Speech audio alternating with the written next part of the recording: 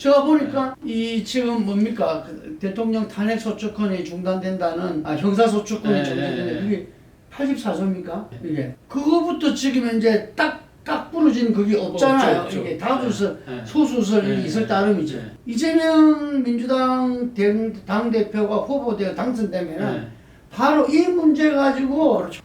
하루 종일 계속 제기할 거라고. 예를 들면은 그래서 지금 전 이강재 의원이 그 여러 논란도 있어요. 뭐냐면은 그 노무현 참여정부 시절에 상당히 삼선과 가까웠다. 그리고 이 오른쪽으로 그걸 좋게 보면은 노무현 대통령의 실용 노선의 이 주력이었다 한데 근데 이번에 저는 51대 49의 피 흘린 민주주의보다는 7대 3의 안정적인 어떤 전국 운영을 해야 된다. 대선 승리도 51대 49 0.73% 이게 아니고 노무현 대통령도 결국은 2.3%밖에 못 이겼어요.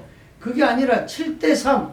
그러니까 지금은 이 제일 낮은 조사를 하더라도 비상계엄 잘못됐다면 70% 넘잖아요. 그리고 현재 이거 탄핵 찬성이 60% 가까이 나오잖아요. 정권 교체가 지금 한 55% 정도 이렇게 나온다는 거죠. 그러면은 이 계엄이 잘못됐다. 탄핵 찬성 이 부분까지는 민주당 지지가 40% 정도 나오는데 플러스 30%에서 이것을 연대해서 대선 승리도 해야 되고 이후 국정도 운영해야 된다. 이런 주장이거든요. 저는 그렇지 않으면 이 국정이 나라가 그렇죠. 안정될 수가 없다고. 아슬아슬하게 만약에 이재명 대표와 민주당이 집권을 하더라도 거기에 대해서는 불보고 심리가 더 커질 수밖에 없는 그런 상황이잖아요. 노무현 대통령 인정 안 했잖아요. 그렇죠. 노무현 대통령이 이번에 만약에 이렇게 상황으로 흘러간다고 하면 다음 대선에서 뭐 민주당이 이긴다고 하더라도 상당한 저는 뭐 정치적 갈등, 대립 뭐 이런 이 대결은 더 심화될 수밖에 없을 거라는 생각이 듭니다. 바로 그런 부분들이 걱정되기 때문에 바로 사실 그런 것들을 뛰어넘기 위해서라도 저는 개헌이 필요하다는 생각이 듭니다. 필요한데 지금 당장은 뭐 개헌 뭐 이루어질 수 있는 상황은 아닌데 어쨌든 제가 생각했을 때는 지금 앞서 이야기했던 지금 부정선거라든지 그리고 지금 거구의 문제들 이런 부분들에 대해서 정말 국민의힘에서 좀 중심을 잡을 필요가 있습니다. 지금 국민의힘에서는 사실은 뭐 조금은 합리적인 목소리를 갖고 있는 사람들이 많이 본선 후보가 되면 한번 해볼 만한 그런 상황은 또 될 수 있는 거거든요. 근데 문제는 이 당내 경선을 통과하기가 쉽지 않다. 지금 그리고 특히 당 지도부가 어제 또 어디를 쫓아갔습니까? 또 대구에 가서 박근혜 만났잖아요. 박근혜 만나서 딱 자기들이 필요한 메시지만 내는 거예요. 어떤 메시지를 냅니까? 뭐 집권 여당 대표가 자기 소신을 갖고 뭐 이렇게 발언하지 말라는 식으로 마치 한동훈을 겨냥하는 식으로 이야기하잖아요. 갈등 일으키지 말라는 식으로. 그리고 또 하나는 뭐 개인의 정치적 신념은 좋지만 단합할 필요가 있다. 예를 들면 김상욱 같은 의원들 그런 이야기 하지 말라는 이야기잖아요. 사실 뭐 박근혜 전 대통령이 뭐 그런 이야기만 그 말고도 많은 이야기를 했겠죠. 근데 딱 당 지도부 입장에서는 저거들한테만 딱 하고 싶은 말만 딱 전달하는 거죠. 자 어쨌든 딴 사람도 아니고 왜 내려갔다고 봐요? 박근혜 이 시점에 조기 대선 생각하고 말은 조기 대선 말을 안 하지만 조기 대선 생각해서 집토끼 확실히 잡으려고 내려간 거죠. 저는 지금 이 박근혜 대통령이 전 대통령이 그 말을 했잖아요. 집권당의 대표가 자기 소신이 너무 심해서 어쩌고저쩌고 한동훈 대표를 직격했잖아요. 지금 여론조사를 보면 이 사람들이 볼 때는 불만스러운 거예요. 왜? 김문수 다음은 어쨌든 한동훈이 나오고 그러니까 김문수 아까 말한 이 지금 강화문 여의도파가 나눠졌듯이 정강훈 하고 이렇게 세이브 코리아 이쪽이 나눠졌을 때는 김문수 지지도 나눠지는 거예요. 이게 그랬을 때는 이게 자칫 잘못하면 후보가 어떻게 될지도 모르겠다는 그런 경계심도 있을 수밖에 없다. 그래서 한동훈을 차제에 완전히 쏙을 죽여놔야 된다. 이게 그래서 저는 박근혜 대통령의 그 메시지가 나오도록 간 거 아니냐. 한동훈에 대한 직격탄 그거 외에는 좀 하나만한 이야기였잖아. 왜 갔냐 이거야. 그래서 한동훈은 안 된다 라는 메시지를 지금 제가 이야기하는 게 이 근본적인 해법을 차차 밟아 나가더라도 일단은 국힘은 대선 주자들이 탄핵된 이후에 역할을 해야 되거든요. 이게 거기서 과연 예를 들면은 우리가 이대로 경선을 누르 가면은 될 것 같은데 잠깐 그럼 김문수 장관은 윤하고 선을 끌 수 있느냐, 뭐 이 지금 말도 안 되는 부정선거론 이런 선을 끌 수 있느냐, 뭐 오히려 그 사람 그걸 더 추천하지 않겠느냐, 이런 우려들이 있고, 지금 아까 말한 그 시사인 한국리스트 조사에 따르자면은 뭐 전후든 간에 어쨌든 간에 탄핵 반대 세력은 이제는 아주 뭐 확신범들입니다. 이게 바꿀 것 같지가 않네요. 그래 되면은 이게 현재 5대5 경선 룰로 가면은 무조건 그쪽에서 밀어 후보입니다. 또 더 나아가서 윤석열 대통령이 지명한 후보가 후보되는 거예요. 그렇죠. 그런 셈이 되겠죠. 그렇게 된다니까. 이게 거기다가 박근혜 대통령도 합사하게 되는 거고, 이제 탄핵된 두 동지께서 이제 합사해가지고 대선 후보로 만들어내는 겁니다. 그래 되면은 이제 국힘은 뭐 그 본산이 되는 거죠, 이제. 본산이 되는 거죠. 거구의 본산. 물론 이제 그 극우의 본산이 결국 뭐 대선은 이길 수는 없지만, 문제는 사실은 보수가 완전히 괴멸되는 그런 상황이 되면서, 사실은 어떻게 보면 물론 뭐 이 보수가 이 오른쪽으로 확 가고 난 뒤에 그 자리를 뭐 민주당이 차지한다는 것이 이재명 대표의 말이긴 하지만, 제가 생각했을 때는 지금 말만 그런 거고, 사실 여러 가지 액션이나 이 지향점은 또 다르잖아요. 그렇기 때문에 사실 거기가 공백이 생겨버리면 사실은 대한민국의 정치적 건강성 이런 부분들은 상당히 문제가 생길 수밖에 없는 것이죠. 지금 일종의 뭐라 양당 정치 속에서 한쪽이 너무 오른쪽으로 가버릴 경우에는 상당히 사회적 갈등, 정치적 갈등이 더 커질 수밖에 없는 그런 상황이 될 수밖에 없는 거죠. 저는 정치는 상상력의 세계라는데, 너무 답이 뻔히 나올 때는 저는 대선을 앞두고 또 정계개편도 있을 수 있는 거잖아요. 아마 조기 대선이라도. 어쨌든 대선 후보 60일 중에서 30일은 있는 거잖아요. 이게 탄핵 발표되면 30일에 정당 다 창당할 수 있거든요. 이게 그래서 실제로 합리적 보수 세력들이 저는 중도 보수까지 포함해서 이 후보를 내야 된다고 봐요. 만약 이게 이 여론이 계속 굳어졌을 때는 심지어 100% 국민 경선을 하더라도 강경 쪽에서 낸 후보가 윤석열 그 박근혜 합작품이 후보가 될 수밖에 없다고 보이지거든요. 그럼 나머지는 전부 다 소외 세력이 돼버리는 거예요. 이게 정치적 효용성을 발휘할 수도 없는. 그럼 그 사람들은 정치 불산만 강화되고 이제는 빠져버리겠죠. 이게. 그러면 양극단만 또 남게 되는 부분들이기 때문에 제가 볼 때는 이 대목에서 항무지 나가는 것을 두려워하지 말고, 지난 그 보수당이라든지 이 실패를 딛고, 저는 그 흔히 말해서 합리적 보수들이 이렇게 합종 연행이 아니라 서로 연대 수보를 해야 되지 않나, 당을 창당해야 되지 않나, 새로운 어떤 정계 재편을, 보수 재편을 해야 되지 않나, 이럴 정도로 이것에 대한 해법 중에 하나로, 그러면 그 메시지와 어쨌든 간에 이 울림이 있을 거잖아요. 이게 지금 아니면은 그냥 이대로 국힘이 가면은 주도권과 주류는 그쪽에서 지금도 장악하고 있기 때문에 안 내놓을 것 같아요. 근데 문제는 그렇게 할 수 있는 사람이, 우리가 딱 떠올릴 수 있는 사람이 예를 들면 뭐 한동훈, 그리고 또 유승민, 안철수, 오시원 정도인데, 오시원 뭐그 4명인데, 그 4사람이 만약에 손을 잡고 새로운 우리가 하나 정당을 만들자고 하면 의기투합만 하면 가능할 수 있는데, 문제는 이 4사람의 연결고리가 사실, 그러니까 연결고리는 뭐 나중에 지향점이긴 하지만, 문제는 그 4사람 간의 인간적인 신뢰나 교류가 전혀 없다. 그래서 그게 가능할 것 같아요. 상사님 말씀하신 이준석까지 포함해서. 이준석까지 포함할 수도 있죠.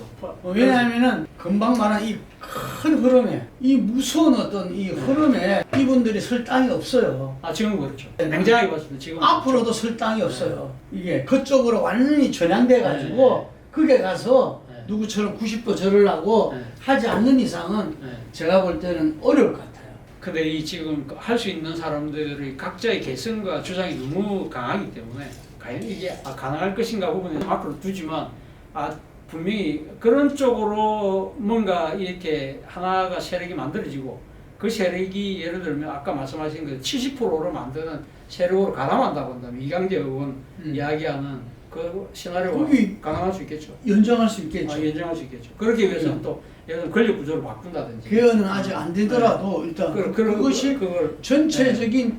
그래서 지금 이 헌정수호 연대라고 이재명 대표가 말하면서 실제로 헌정수호 연대는 민주당 내에 떨어져 나간 뭐 떨어져 나간 사람조차도 지금 포용 안 하잖아요. 네. 당내에 있는 네. 사람만, 당내에 있는 비명만 포용하고 있는데 네. 그거는 40%에 국한된 거. 플러스 30% 하려면은 떨어져 나간 비명, 예를 들면 이낙연 총리라든지 이 부분까지도 포함하고 그 다음에 더 나아가서 탄핵. 지금 이제 한동훈 저렇게 지금 그 탄핵 반대와 그 개헌까지도 그래 생각하는 사람들 입장에서는 역적입니다. 원수입니다. 거기에서 당의 지지를 그 사람들의 지지를 받아내는 거 이건 원천적으로 불가능한 일입니다. 맞습니다. 근데 그걸 지금 시도하고 있어 계속. 아니 아까 그래서 제가 어제 한동훈 전 대표가 이야기했던 뭐 지금 이게 장애 집회 나가시면 애국심 의문하는데 제가 그렇잖아요. 제가 정강원 그 집회를 자주 지나다니는데 당시 그 계엄 이후에 탄핵할 때 그때 당시에 맨날 나오는 거는 그때 친한계 특히 한동훈 처단하자 그게 제일 그거였어요. 정말 거기서는 이재명보다 더 미운 사람이 한동훈과 한동훈 그 친한계 의원들이었거든요. 그러니까 그런 상황에서 과연 한동훈이 그 사람들에게 뭔가 정치적 구애를 한다? 이건 내가 생각했을 때 이거 좀 자존심도 없는 거지만 전략적으로도 문제 있다는 생각이 들더라고요. 사실. 정치인들은 한 발 앞서 움직여야 되거든요. 그런데 이게 이 헌재의 탄핵 판결 이후에 경선 과정에 들어가서 뭐 그 부분 줄다리기를 한다. 이미 늦은 그거는 어렵다고 보고요. 그리고 이 극우 세력들은 세계적으로도 그렇지만 이 진보 세력에서 변화 바뀌는 게 아닙니다. 그 극우 세력들은 합리적 보수 세력과의 어떤 속에서 보수의 선택에 의해서 변화되는 거거든요. 이게 개멸되기도 하고 다시 살아나기도 하고 이런 거기 때문에 지금 우리는 그게 없잖아요. 이게 그래서 우리가 이 적대적인 양당제가 우리 정치 이 전체적인 문화와 흐름에 진짜 이게 질곡적인 그 요소잖아요. 그래서 이게 다상제가 필요하다. 지금 저는 그래요. 그 이재명 대표가 중도 보수론을 했으면 그럼 건강한 진보 정당이 자리 잡을 수 있어야 되는 거야. 그러면 자기들이 위성 정당 해가지고 그 싹을 없애버린 거잖아. 이게. 지난번에 그 21대 때 그 반성한 데 해놓고는 21대 총선에 또 했어요. 위성 정당을. 근데 우리 국민들은 그걸 또 받아줬어요. 그 이게 지금 한두 번이 아니잖아요. 그러니까 지금 그런 말 해도 진보 정당 관계자를 내가 만나보면은 참 자기들은 부끄럽다는 거예요. 아니 그러면은 그러면은 중도 보수 하십시오. 그러면은 우리 진보의 아젠다와 진보 세력은 저희들이 책임지겠습니다. 걱정하지 마세요. 뭐 이렇게 당당하게 나와야 되는데 그런 말을 하더라도 했어요. 했는데도 힘이 없어 다들. 힘이 없어가지고 참 정의당이 지금 모습 보십시오. 원외 정당돼 있잖아요. 그렇죠. 나머지 진보 정당은 그게 위성 정당으로 들어가가지고 의석을 받은 그 진보 정당이 무슨 힘이 있겠어요. 이게 옛날에 전두환 때 그 위성 정당 만들었잖아요. 그렇죠. 그거보다 더해요. 당이 의석을 자기 힘으로 실력으로 받아낸 게 아니라 그걸 진보 정당을 말살시킨 위성 정당에 그게 들어가가지고 그렇죠. 거기서 의석을 받았으니까 이건 태생적으로 뭘 말할 수가 없는 거죠. 그러니까 국민들이 야오당 뭐 사진 찍고 하더라도 전혀 감동이 없는 거예요. 저기 헌정수호 연대라고 아무도 생각 안 해요. 그냥 민주당과 그 아류 이렇게 보는 거죠. 이게. 맞습니다. 그래서 이재명 대표가 헌정수호 연대를 하려면 제대로 났어야 돼요. 이게 70%였던 이 세력을 함께하는 거기서 연대하는 아젠다가 됐든 뭐가 됐든 그럼 자기들 또 진보정당이 되어서도 그거 다시는 위성정당 안 한다고 약속을 하고 예를 들면은 지금이라도 함께 할 수 있는 건 함께 하면서 그리고 그 합리적 보수 정당은 보수 정당대로 창당을 해서 함께 꾸려나 서로 당당하게 성분을 보면 되잖아요. 이게 그런데 그게 아니라 지금 여전히 독식의 있던 그런 분위기 속에서 이쪽도 거기다 말 한마디 잘못하고는 진짜 완전히 사형선고 받으니까 말을 함부로 못하는 거죠. 합리적 보수 세력도 이재명과는 오히려 조갑제 우리 농객께서 이재명의 그 변화는 다 변화해야 되니까 달라지는 모습은 방향 긍정적으로 보시더라고요. 긍정적으로 그렇게 이야기를 하시더라고요. 이게 지금 이제 대선의 조기 대선이 우리가 시작이 완성이 아니라 시작이라고 이야기했는데 그 의미가 이런 의미구나. 지금 그냥 조기 대선 치러진다고 해서 우리의 이런 문제들이 저는 극복되지는 것이 아니라 오히려 증폭돼요. 지금 보니까 이거 이때 그래도 나름대로 한평생을 민주주의를 위해서 살아왔는데 이거 어떻게 해야 될지 지금 이제 갈팡질팡한 사람들이 지금 많은 것 같아요. 이게 보수든 진보든 뭐 아니 그래서 아까 말씀하신 거죠. 70% 일종의 뭐 헌정 수호였는데 이게 상당히 좀 중요한 하나의 정치적 화두라고 저는 생각을 합니다. 문제는 그걸 하기 위해서는 사실은 이재명 대표가 유연하게 저는 좀 이렇게 정치적인 액션을 취해야 되지 않을까 생각이 듭니다. 뭐 본인 입장에서 뭐 중도 보수 당이라고 말은 그렇게 이야기를 하고 있지만 그러나 지금 계속적으로 그 뒤에 나오는 은행들을 본다고 한다면 말을 보면 상당히 헷갈리는 그런 이야기들을 하잖아요. 물론 뭐 그런 부분들은 뭐 정치적인 뭐랄까 여기까지 일종의 이 전략 차원에서 이야기할 수 있는 거지만 중요한 건 진정성이에요. 진정성이라는 부분 차원에서 봤을 때는 예를 들면 이 헌정 수호 연대를 진짜 압도적인 다수로 만들려고 하면 뭐 지금 국민의힘이 몸담고 있는 이 탄핵 지금 찬성 세력, 개헌 반대 세력들에 대해서도 품을 수 있는 뭔가 제도 그런 말만 하면 안 되잖아요. 그러니까 그걸 갖다 제도적으로 뭔가 구현할 수 있는 그런 게 바로 개헌이라고 한다면 그런 부분들에 대해서도 자락을 깔면서 분명히 이야기를 하고 사실은 그런 정치적인 약속을 넘어서 제도적 개선이 담보되지 않는 그런 상황, 그렇지 않는 상황에서 누가 그러면 이재명 대표 손을 잡겠습니까? 그렇지 않습니까? 아니 근데 그 사람들은 저는 오버하는 게 이재명 대통령이 되면 저거 다 죽는다 생각해요. 이런 세상에 오버가 어딨어. 적폐청산도 말이죠. 우리가 이 친일파라든지 독재라든지 그게 핵심적인 역할과 부여한 사람들에 대한 문제적이고 그런 거지. 이게 그 사람들 탄핵 반대한다고 지금 그 사람들을 적폐청산 차원에서 싸그리 할 이유가 어디 있습니까? 오바를 지금 떨고 있다고 보는데 그게 지금 굉장히 굳어요. 그래서 이광재 전 의원도 인정했던 게 문재인 대통령 시기에 적폐청산을 너무 길게 끌었다. 이게 너무 길게 끌다 보니까 사람들이 좀 더 착시 현상이 벌어지는 거야. 자기도 그게 무슨 피해를 보고 있다. 이게 뭐 몇 명이 죽었고 뭐 어째됐고 뭐 몇천 명을 뭐 수사를 했고 뭐 자기들은 아무 상관없는 일인데도 불구하고 자기들도 이재명 대통령 되면은 자기들 전부 다 이제 막 무슨 심지어 일제에 핍박받는 그런 독립운동가처럼 착시를 벌여가지고 그날 3.1절 때로 막 독립하고 자기들 탄핵 반대를 이꼴 시키더라고요. 깜짝 놀랐어. 이거는 뭐 완전히 이거는 우리 그 가공 사이버 세계 있잖아요. 사이버 세계 게임에서 장치를 해가지고 자기들 그렇게 지금 만들고 있는 것 같아요. 이게. 근데 그게 지금 현실이잖아요. 지금 현타야 지금 그러고 있는 게. 그래서 저는 아까도 말했듯이 지금 이게 가장 키맨은 이재명 대표가.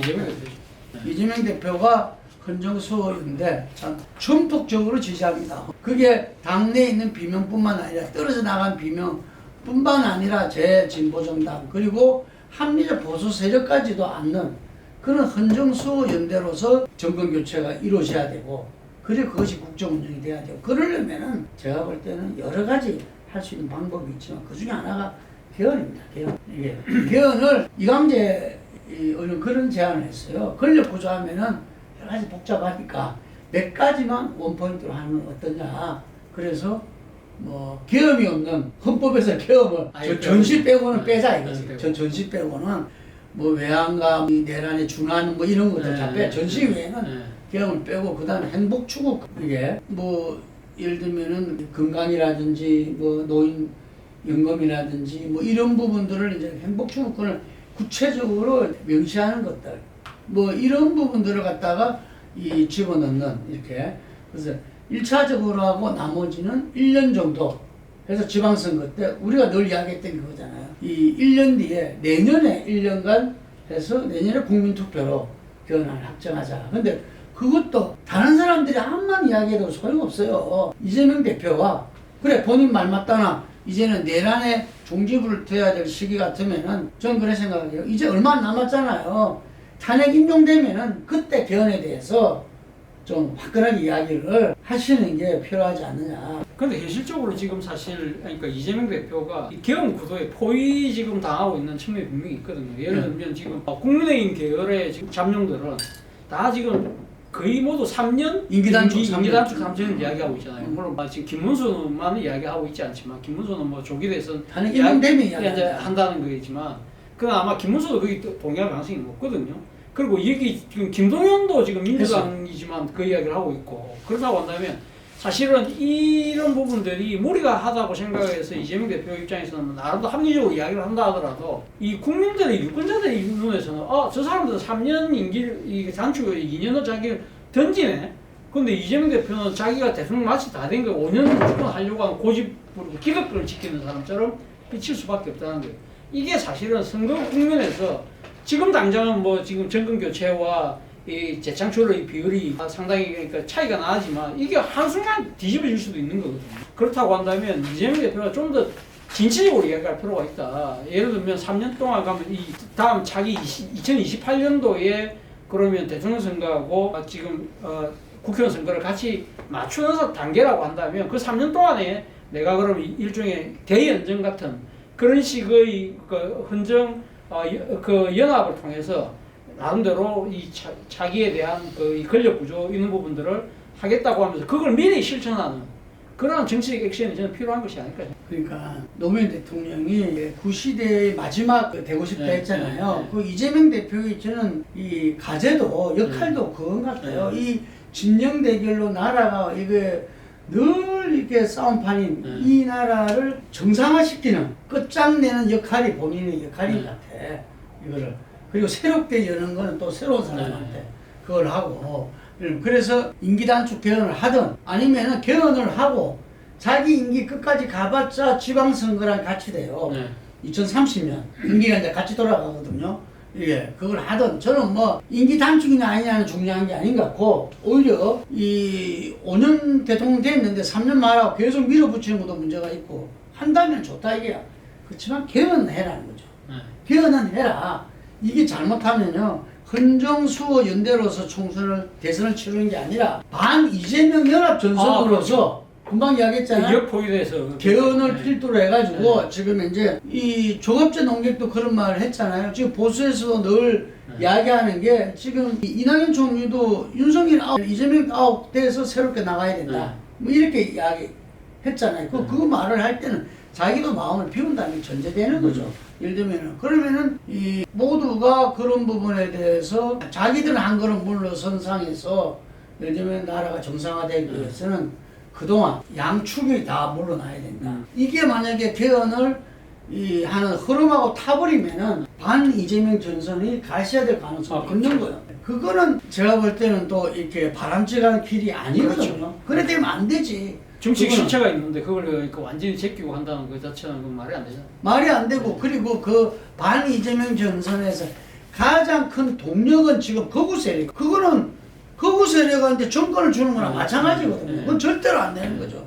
그래서 이재명 대표가 헌정수호 연대를 하기 위해서는 금방 말씀하신 대로 저희들이 주창하는 게 자기 희생, 자기 결단이 필요하다는 이야기입니다. 그게 개헌이 됐든 3년 임기 단축이 됐든 뭐가 됐든 간에 자기가 먼저 내려놓고 이게 사람들을 포용하고 내려놔야 통합이 되는 거죠. 자기는 다 지키면서 어떻게 통합이 됩니까? 내려놓고 나누면서 통합을 해야 되고 그러면서 우리 역사의 한 페이지를 지금 이제 마감하고 새로 열어나가는데 그 역할을 자기가 해야 돼요. 노무현이 못했던 역할, 못했던 역할을 이재명이 어째 보면은 뭐 박지원 우리 원장님은 뭐 김대중보다 위대하다 그러지만 좀 노무현 대통령하고 약간 좀 비슷하잖아요. 이렇게 비주류에서 치고 나가는 거라든지. 그럼 본인이 정말 노무현 대통령이 못한 그 민주당이 살아난 게 노무현 대통령의 이 순교에 살아난 거 아닙니까? 그렇죠. 그러면은 그 민주당이 정말 한 역사를 이렇게 제대로 마감하기 위해서라도 저는 이재명 대표가 그 역할을 해야 된다. 그래야 이재명 대표의 민주당의 정권 교체의 역사적 의미가 있는 거죠. 그게 없이 또다시 전쟁이 그대로 뭐 재현된다면 이거는 누구를 위한 정권 교체냐 이거죠. 까만 것 같아요. 왜냐하면 힘 있는 자가 일을 할 수 있고 역사를 만들고 있기 때문에 그래서 이재명 대표 이야기를 계속 하는 겁니다. 그렇잖아요. 맞습니다. 우리 피날레는 우리 이재명 대표와 인터뷰로서 할 수 있도록 노력해 보겠습니다. 오늘 여기까지 하겠습니다. 예, 감사합니다.